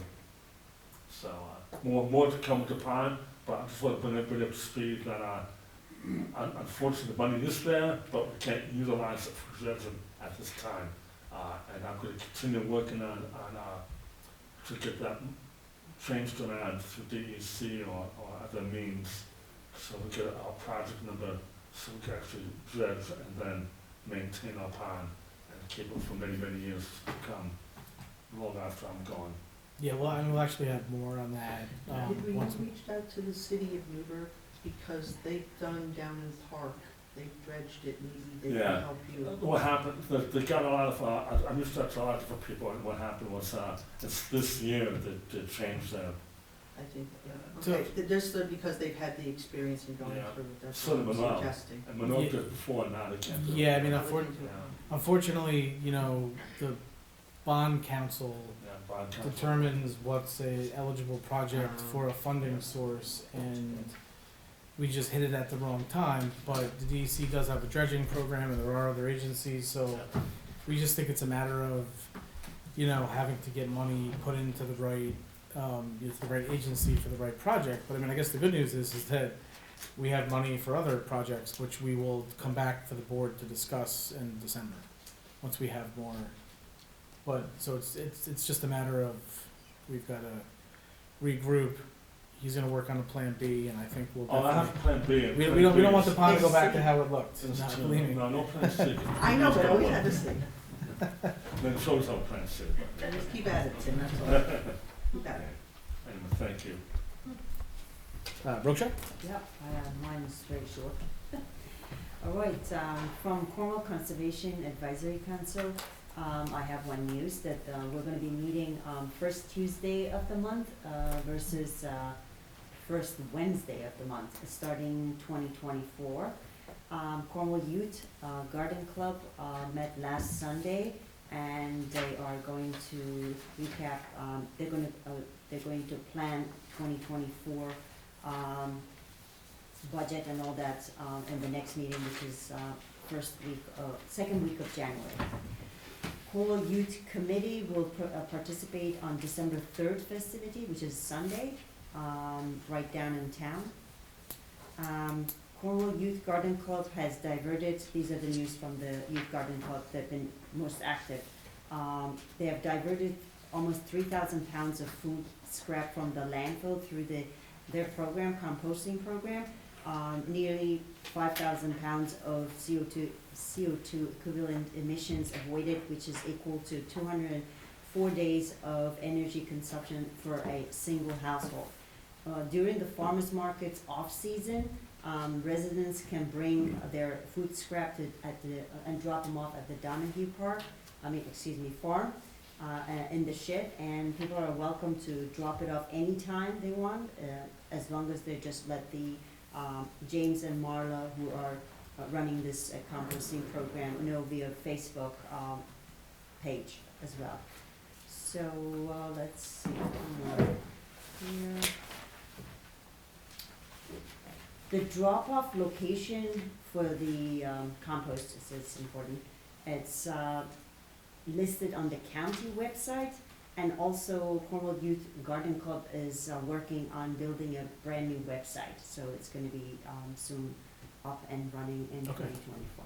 Thank you. So I also just wanted to add, just from talking to some members from the Cornwall Youth Garden Club and others that are engaged in this composting effort, you know, you look, the more stuff we compost, the more stuff we get out of our waste stream, the less we're gonna have in, you know, tipping and other fees that we're paying. It's good for the environment.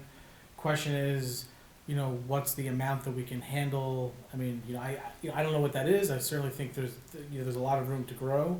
I don't know how much, you know, we can grow. I mean, obviously we can't handle all the towns like compost waste right now, but we certainly want to grow it to the, you know, to the largest extent possible, because again, it saves us money by not having to get rid of it. Well, food they're waste. doing Yeah. this little by little. Yeah, so I'm just saying, It's happening but I slowly think- but surely. So it's one of those things where I think I'd like, you know, if we could work on this in 24, you know, with that group and others that are involved to try to see how much we can get this to grow. I think it's a really good effort.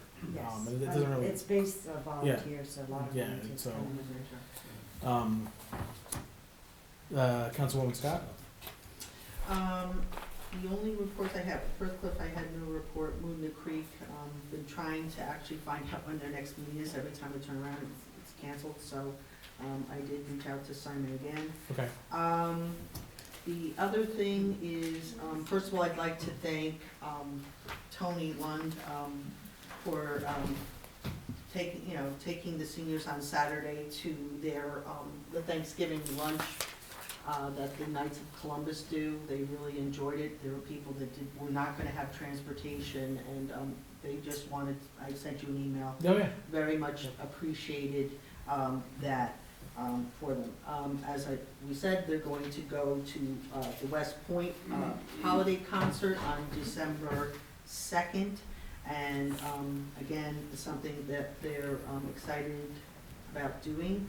The Friendly Visitor Program, I know you got the report. We're close to $9,100 in terms of volunteer time hours, so we're closing in on the 10,000 that was invested. I have been reaching out to people to become part of the advisory committee for this, because I do think that they do need to, we need a committee to actually monitor and communicate with the committee, because sometimes I'll get phone calls and people need services, and it's just, it will be much more of a help, and to basically make sure that the services are being coordinated and delivered, so it's quite an endeavor. So I'm not gonna try to get to the clerk's yet, because it's a lot to do. We can. We're going to do our second, we're looking to do our second senior advisory food drive. This is for seniors during the winter months. So we're looking either to do it either after the holidays or maybe in mid-December to start. So that's something that I was just discussing with Recreation last year. They were really good. They had a box and people were dropping off food. And we had a list of items that seniors needed, which was very helpful. Even notes of kindness are nice. They do like to get like a note once in a while. So that's all I have. Okay. Okay, so just real quick, I've got the report for the building department. We've got permits issued for October. We've got 23. We've got CCs issued 24. COs issued 7. 80 on-site inspections. 14 sign removed. $9,600 in permit fees. $4,400 for municipal searches. There was 11. $200 in permit renewal fees. 1 new planning board project opened this month. 1 new zoning board project opened this month. Look overall, the planning board or the building department has been extremely busy this year. Between code enforcement and all the planning, just all the huge projects before the planning board, and just now, they've slowed down a little bit, obviously, on municipal searches and stuff related to having a hot real estate market, so I guess that's allowed them to spend their time managing these ginormous projects that we currently have before the town. So just, want to extend thanks to them. Let's get to a couple other things. I've got the police department. For October, we've got 652 calls for service, 8,100 miles driven, 36 traffic and appearance tickets issued, 8 parking tickets issued, 31 motor vehicle accidents reported, 6 arrests made, 15 911 hang-ups, 20 alarm calls, 15 ambulance requests, 8 animal complaints, 18 disabled vehicles, 6 domestic incidents, 5 parking complaints, 7 suspicious vehicle or persons, 4 house checks, 16 assists by another agency. Getting into New Windsor EMS, for October, we've got 454 total dispatches, 100% calls covered, 301 patients transported. They're on track for 5,000 calls in 2023. For the month, there was, let me see, we've got 269 in New Windsor. We're missing the numbers for Cornwall and the village of Cornwall. But, so whatever the difference is between 454 and 269, that's what was handled in Cornwall and the village of Cornwall. The average response time in New Windsor is 6 minutes and 56 seconds. The average response time in Cornwall is 5 minutes and 54 seconds. The average response time in COH was 7 minutes and 13 seconds. Let me see, they started to give some stats for the year. So for the Cornwall unit in total, this would be our station out of Clinton. They've handled 868 total calls for the year. We've got, of those numbers, of the 868, they had 224 ALS calls, which are, the advanced, paramedic, advanced life support. We had 298 BLS, and then we had, let me see here, Cornwall District TX 522. The average response time in Cornwall, when you take it across the entire year, was 6 minutes and 4 seconds. The average response time in Cornwall and Hudson was 7 minutes and 7 seconds. The average response for the district was 6 minutes and 15 seconds. So we'll obviously have November and December in here, and this is the report I got from Michael. And then we can look at it from the entirety of the year. But overall, I think it's still working well. The New York Forward. So I can't recall if at the as you know, we submitted our slate of projects to the state for review. The slate of 10 that the local planning committee recommended. The state is now reviewing those. Sometime in the spring of 2024, they will recommend which projects are going to get awards, but the state is deciding which of the 10 based on a number of factors. The next thing that we're going to have to do with New York Forward is they're currently working on the strategic investment plan, which is going to be like a 180-page document. That'll have all the projects as well as some other information. Once I have that in draft form, I will share it with the board for review. Once that gets accepted, then that becomes the official document for the Cornwall New York Forward project. Goes on the state's website, and that if you go there now, you can kind of see what that looks like for like Haverstraw or Peekskill or Ossining or whatever. That's what ours is going to look like. That's being worked on right now. We've got, let me see, Sandring Homestead. Nothing new there other than, look, we are working on, obtaining a grant as quickly as possible. In fact, Councilmember McCarty and I spoke about this today. I mean, basically, there's not going to be an issue with the grant funds. We just need to have a, contract number. So the second we have a contract number, we can begin the work. But if we do any work before we have the contract number, it's not eligible for reimbursement. So, I think my hope would be if I could get that contract number in December or January or February, that would be fantastic. But, realistically speaking, it's probably 2 to 3 months from the time you submit the paperwork till you get a contract number. Once we have that, we can begin the work on, Sandring, and we've identified anyway, I think it was somewhere between $48,000 and $70,000 of work, but it's all stuff that has to be done. Tim spoke about Rings Pond, the July 9th flood. So on Monday, the damage inventory was due. So basically all of the damages had to be identified and had to be entered into FEMA's damage inventory form. And so that was all done. We can still make changes to projects that we've entered, but we can't enter in any more damages. So basically we had from September 20th until, essentially August 20th to this past Monday to identify those. We've done that. They're in the system. We can make changes. We just can't add any new damages in. And I mean, we've spent the last 3 months trying to find as much possible damages so we can get reimbursed. They're in there. Got to give a lot of credit to Tommy, who's been working very hard on this, as well as the engineering firm. Tim has been involved.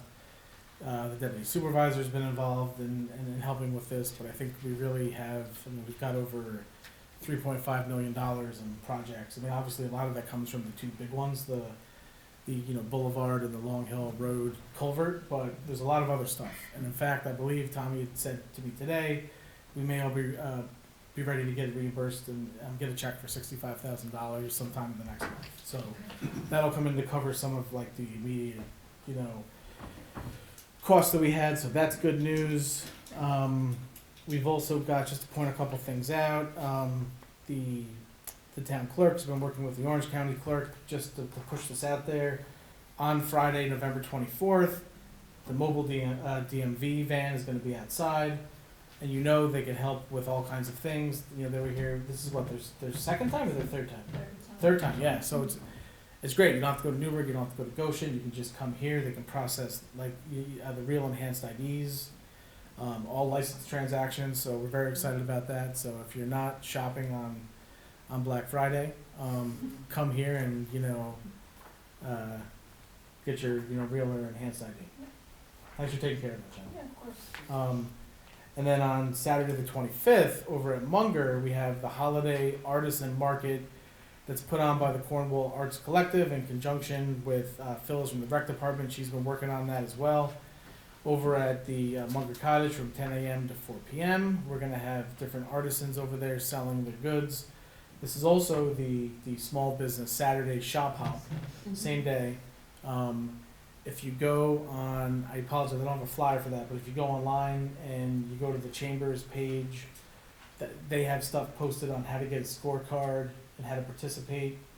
So, definitely something fun to do. It's all of our small businesses, and we have quite a lot of them in Cornwall. I believe it's on Living in Cornwall. Oh, it's on there too? It's on all this, I've seen it. Oh, great, okay. So that's all I got.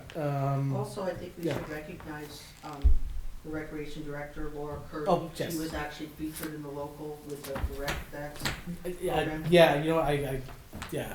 apologize about the rec desk. Yeah, so I know I mentioned this, the rec desk at a previous meeting, but this is like a game changer for us. I mean, this is going to really allow us to basically have parents and seniors and everyone to basically be able to sign up for programs online, to be able to reserve recreation facilities. We're gradually, we started with basketball. With the basketball sign up, we are now going to be moving on to other programs. Soccer. We're going to do summer camp through there next year. Good. We're going to do as much as we can, and as we get a chance to start adding in the facilities, maybe we residents can book courses. Yeah, and it's great. You just have to have proof of residency to be able to reserve and to book your kids into programs. But if you haven't seen it yet, go to the rec department website, sign up for it. It's great. Laura's been leading this effort. This is something that she's wanted, and we're finally able to get it in place. But it's been a lot. We actually have to learn how to use it. She had to get trained on it. She had to set it up. So this is going to be really very helpful. And I know every parent I've spoken to, it's like, well, look, I can't get there between 9 to 5. I work. I can just go in. I can see what's available. And it saves time. It's just one of those things that's really positive. Anything from Main Street Beautification Committee? Okay. So they are. I know we've got the Winter Wonderland. So thanks for reminding me. December 3rd, we've got the town tree lighting and the village tree lighting. We're going to be starting activities here. I think it was 2-3 o'clock on Main Street, and then the bridge. We're going to have Santa Claus on Bridge Street taking photos. We're going to have kids games and different things to do. A DJ. Youth committees. The snow machine, and then we're gonna have the tree lighting. Al Vanacore is gonna be the honoree. He's gonna be turning the lights on, and then from there, Santa's gonna go down to the village and and they're gonna do their whole thing in the village. So should be a fun packed December 3rd. I don't have anything else. Is there anything else before we move on to public comment? Yes. I'd like to make a public comment before public. November 14th meeting, agenda item number 19, holiday street light decorations. The board did not vote to approve any of those expenditures. I want to give the board the warrant.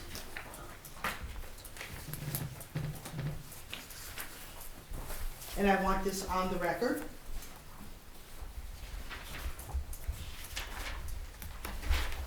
I want you to know that the lights were actually put in as a purchase order on October 31st. So the town board did not even approve of it. I go further back, 10/27/23. The bookkeeper filled out a purchase order and said that they had complied with the town procurement policy. These were the identical lights that were proposed. They were in our packet last week. I want to say, as a town board member, I am, in the spirit of the holidays, I am saddened with the fact that this was done behind the town board's back without our approval, but yet, when we talk about buses for our seniors, it's okay, we actually go through and we go through and approve the funding. The funding for these lights that are just going on the tree, right, in the circle, is $2,436. My question is, why? So this was actually approved, the board back in the spring approved the Main Street Beautification Committee to spend $5,000 But on holiday lights and decorations and other categories. But And this I was was not- just acting on, this was the Main Street Beautification Committee spending the money that the board authorized in the spring. this was before. That's all that this is. No, I respectfully disagree with you. Well, that's what it This was was. part of the So- packet in last week's work session. So this was a done deal before it even went before the board in any discussion. I just want to share my disappointment in this whole thing. It's wrong. Okay, thank you very much, but this was approved No, by. it's called, the town board does have some authority. You did, you No. authorized back in the spring that the Main Street Beautification Committee could spend $5,000. They submitted this to me, When, and no, not they. The chairs did not submit this to you. members of the committee submitted it to me. Unbeknownst It to the was- It chairs, was authorized, yes. and I went within my authority as town supervisor. Well, no, your authority, this is the town board's authority, and Roach, I know you're gonna say something, but here's the deal. You guys approved it. You had no authority to authorize this. The town board should have voted on this. And I'm really Okay. I'm really I- disappointed that that's what continues. I'm sorry you feel that way, but we acted within No, you what did you not. approved back in the No, spring. you did not. Okay. As you're talking about, the lights are in I'm sorry you feel about that, all of us. but you approved this back in the I spring. did not approve those lights for $2,400, did not. Did, And by the way, if I had Mr. Gershwin here, I would like to know how much do we usually spend for the lights? Tim, maybe in your experience, I'm sure it's not more than $400 for the lights that go up in the tree. did the town board vote to authorize when you just went out and purchased $600 worth of benches for Bridge Street that was part of the same $5,000? Did They talk did to not. you, This we is part of showed them that to you. same, this is part of that same money and same process. We went through the And that is what process this and we is. did bring it to you. So I'm very sorry about that, but this No, was part of the I'm approved just process saying back in the this- spring. This Okay. was totally wrong, Okay. $2,400 for lights. But I do Okay. agree with you, Councilwoman Michael Rossi, they do need to be taken down and taken care of. Those Okay. are expensive lights. Excuse me, I have a question. If that's the case, why then did you have it on the agenda and take a vote if it was something you were? Well, no, I did not take a vote on it. We didn't take a vote on it, that's the We thing.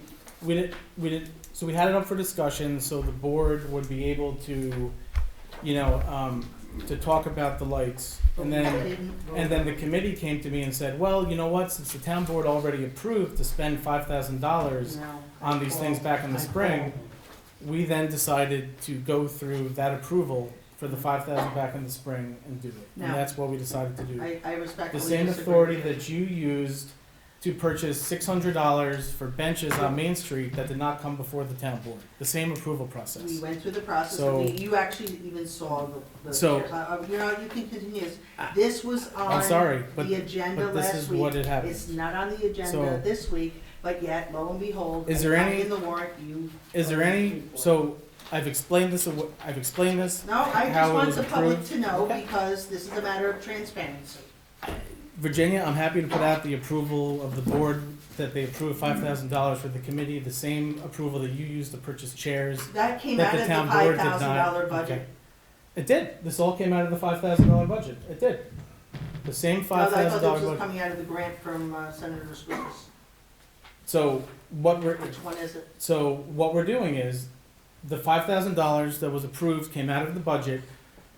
We are now going to seek reimbursement out of the grant for that $5,000. So the $5,000 we approved came out of tax levy. In order to save money for the taxpayer, we're now going to take the $5,000 that the Main Street Beautification Committee spent this year and apply it to the $125,000 beautification grant to be reimbursed. Because we are That actually is at the- our limit when we that bought is- recycling bins and other items, so I That's- respectfully disagree with you. That's not correct. You have the budget line right here, how Pam did it. Okay. All right, is there any public comment? Yes, Yeah, Josh, I want to, housekeeping. sure. I know that last week you held the work session upstairs in the conference room, Yeah, and it was jam-packed. And I know you said that for years the town board held the work session upstairs in the conference room. You're absolutely right. But the reason we met upstairs was because all those years the planning board was meeting in this meeting room. So just in the interest of the health and welfare of the public and the board members and everyone else, I would request that the workshop be held in this room, which was empty the other night while everybody was, shoehorned into that room. But just as a courtesy to the public and a safety thing, given COVID and RSV and flu and everything, we got this big room here. There's no reason to put everybody in a small room upstairs. That's just my request to the board, is that you hold the work session here for the safety of the public. Thank yeah, you. I mean, I'll just, I can't agree with that, because it's the flu and COVID, RSV are issues that we need to be concerned about, and something that we need to definitely look at, I feel also. yeah, I mean, I'll decide how we're gonna go forward with this, but I'll take everyone's input into account. Is there anybody, yes? I would agree with Dick. It's just common sense with all that's going on now to have, if you had a large room available, why cram everybody on top of one another? It doesn't make any sense. I don't even think it's open for discussion if there's another place to hold a meeting. It's just common sense to do it, safety. Sure, thank you very much. Is there anybody else? Yes, I'm Linda Bloomberg. yes. I was just wondering if there's any updates or whatever to pass along to the other homeowners on Main Street, if there's anything Oh, sure. new. So we are still, I'm waiting for the engineer, we're talking about the sand ring drainage down there. Sand ring. Okay, yeah. We're just waiting on the engineer to give us the designs, and as soon as we get those, we can get in there and do the work. So I would say, I'm gonna make a note to follow up on that. I know that, I thought I would have it this month, because we approved this in October. It's not really that big of a thing, so let me, if you wanna maybe reach out to me first week of December, let me see if I have an update on that. But I'd like to be able to have good news and say that I've got the plans and we can move forward on it. And then obviously, I mean, I don't know, I guess the question is, would we dig and do the work in December? I mean, I guess as long as we can get through the ground, we could potentially put it in, but I'll leave that up to, the highway department to determine that. But I would hope by December I would have the plans, so Do you have any I'll update have- from the county? Because I'm just thinking, like, the Yeah. county has to do things, because the water's gonna rushing, and no matter what we do back there, you're gonna get The- hit. That's what I was they're, gonna ask. they're on, If you heard from them. no, so they're on the county's list, Okay. and the county is, every time Tommy talks to the county like a couple times a week. And every time he talks to the county, he says, hey, what's up with this, it's on the list. you know, we keep pushing them to do it. They're gonna do it. It's just gonna take a while. So the only thing we can keep doing is, you know, and I know, you know, it's, I can talk to Eric and find out. what's that? I can talk to Eric today and find out what's going on. Yeah, I mean, basically, it's, I think they're about a year behind now. I mean, they're. yeah, so. You're behind, meaning like next July? Yes, They- yes. The bridge, I the didn't bridge say it, was but- been approved in 2017. Right. Can I ask Yes. one other thing? A couple weeks ago, a truck hit, one of the posts for the Sands Ring Cemetery Yes. and took it out. And I'm just wondering, I had spoken to my neighbor who lives by the cemetery. Yeah. Is it going to be replaced? Is it gonna be put back up? Is it? Yeah, it's with, we had to file an insurance, yeah. Insurance claim. It just goes, yeah, and so that works pretty, Okay. slow. The But yes, one it will. thing that's happening where what's Yeah. left, they're starting to loosen up those rocks, so they're starting to come apart.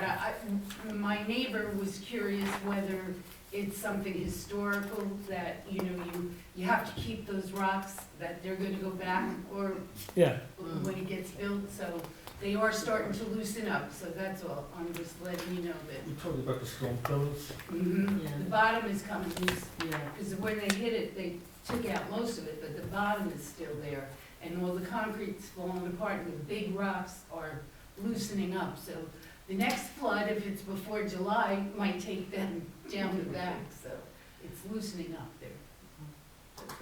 Sure. Yeah, I mean, you know, we will, I'm sure we're gonna get to Eric, you know, again, we talk to him like at least once a week. I know Tommy asks him every time. I'm sure Tim will ask him.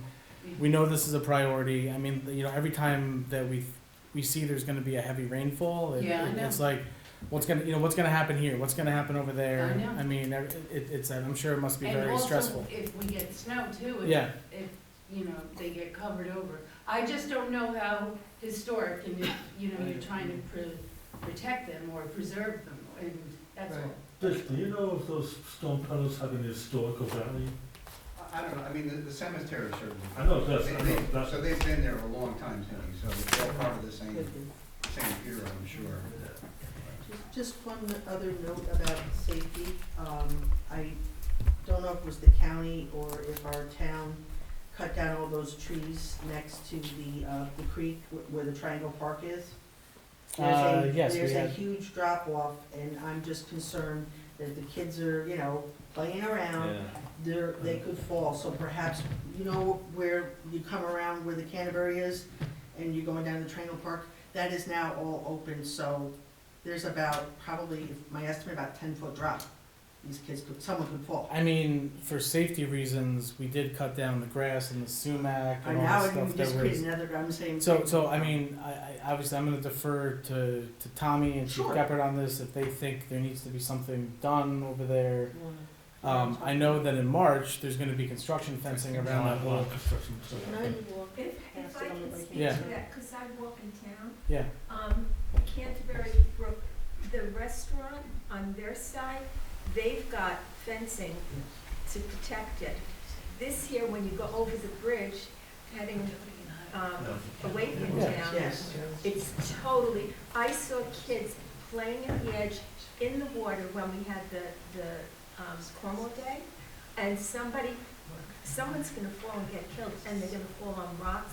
It's extremely dangerous, you have to take a look at that. so I mean, that's, you know, I know Tommy took a look at it. It is a county bridge and they now have an easement over that area, so But that's. as the supervisor, you need to. No, so when we took it down, we looked at it,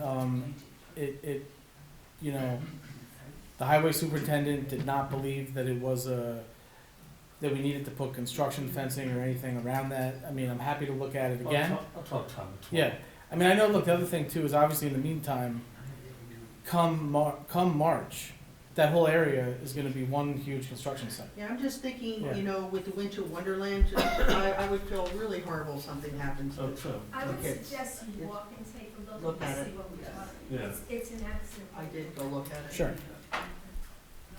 Definitely come tomorrow. Okay, taking a motion to adjourn. So moved. Second. Ms. Scott? Yes. Mr. McCarthy? McCarty? Yes. Ms. Michaelozzi? How are you? Yes. Mr. McCarthy? Yes.